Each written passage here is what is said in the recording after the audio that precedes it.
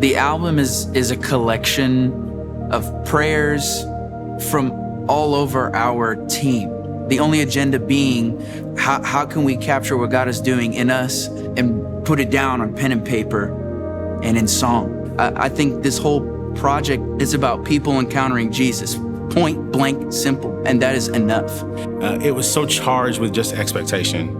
We got to experience what everybody else in the room did, and that was Jesus in the room. There were moments in the night where everything just stopped.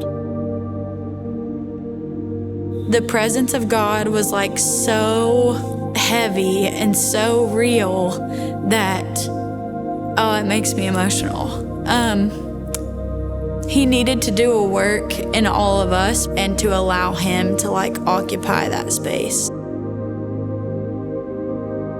We met in the oldest continuously operating church in Oklahoma. When you take into consideration the messaging and the artistry of our church and Life.Church Worship being coupled with the lineage and the generational relevance of a space like this, it is explosive. I mean, we had something like 40 vocalists in a small space, and everybody's jumping around worshiping Jesus. It was just us in a room worshiping together. People and the building and some instruments. What you gain when you have that investment to the authenticity is something that, quite frankly, can't be produced. And I believe that when we look back on this, we'll say that was an opportunity for us to respond to what God was communicating to the church and how we could lead in that moment.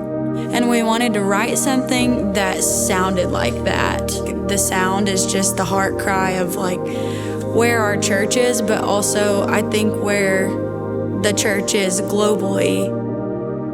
I love the choice of words in the Psalms when it says to make a joyful noise to the Lord. Doesn't have to be pretty. It could be soft. It could be loud. But I think the subtext in that is presence.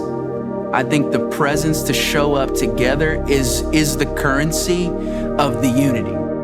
We're not just singing as one. We're crying out to God that we would have unity of heart and mind and mission. When we are embracing what God has given us as a church, when we sing it over ourselves, when we declare it over our lives, it challenges you to let it all go. Are you willing to invest your heart, your skill, your time, your energy, your effort into leading people to become fully devoted followers of Christ?